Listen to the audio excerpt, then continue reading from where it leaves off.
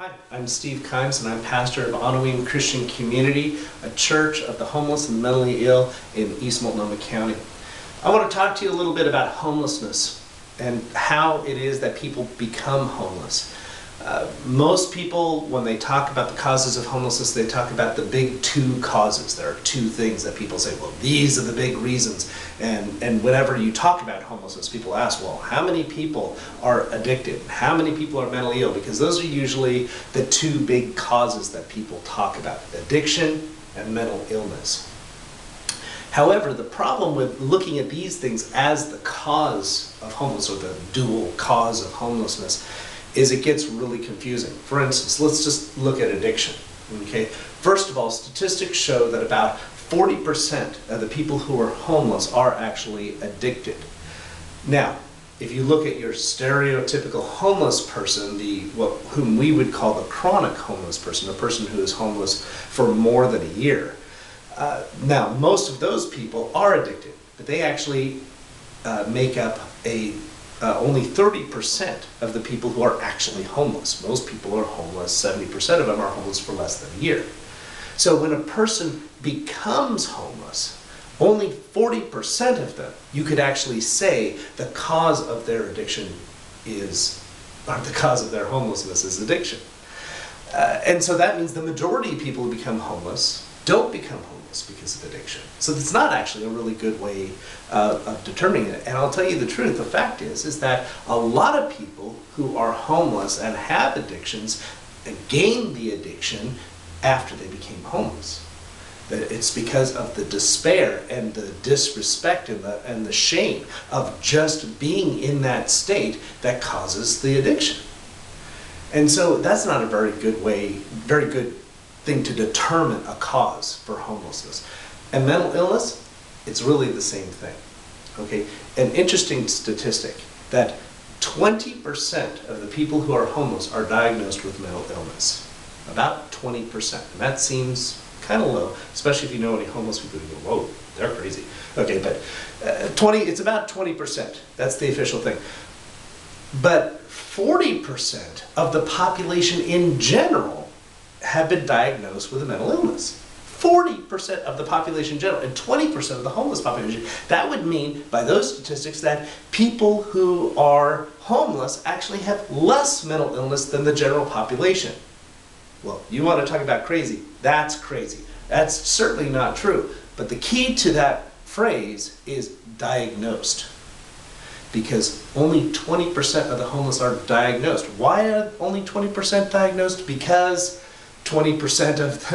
most people don't have health coverage. Most people can't go to see a psychiatrist or a psychologist to get diagnosed. That's the reason why it's so low. At the same time, though, a person who is mentally ill and their cause of the homeless is mental illness, that means that what you're saying, or what a person who's saying that would be saying, is that their mental illness is so severe that they can't keep a place to live. That's what you'd be saying. Well, the fact is that that's a really severe kind of mental illness. And when a person has that kind of severe mental illness, usually it's because they have a lot of stress in their lives. In other words, everyone has kind of a weakness, a mental weakness, and then you apply a bunch of stress, and that mental weakness makes into bigger and bigger cracks in the personality. Well, what is it that's more stressful? Homelessness is one of the most stressful things that you can have. So when you see people who are on the street and they're mentally ill, once again you have that question of, was the homelessness caused by the mental illness, or was the mental illness caused by the homelessness? You just don't know. It's impossible to tell. And that's how come I say that addiction and mental illness are actually really poor ways of determining causes of homelessness. Instead, I think it's better to make a determination that there are two other causes of homelessness that are solid. We know that these are causes of homelessness. An easy one that anybody can say is, well, homelessness is caused by not having a place to live. Okay, let's try not to be so obvious. But there are two causes. One is not having decent labor, and two is not having a support network. Let's talk about labor at first. Basically, it means people who are homeless don't have enough work to make ends meet. That's what it comes down to. They don't have enough work to make ends meet. And they don't have enough work that they're actually able to do. The thing is that different people have different levels of work that they're able to do. Some people are able to work full-time jobs. Heck, some people work 2 full-time jobs. And that's what they're able to do. And some people, and usually with 1 or 2 full-time jobs, you're able to make ends meet, whatever. A lot of people, though, are not able to work a full-time job. A lot of people are not able to keep a job for a long period of time. And that could be for any number of different reasons. That could be because of addiction. That could be because of a mental illness.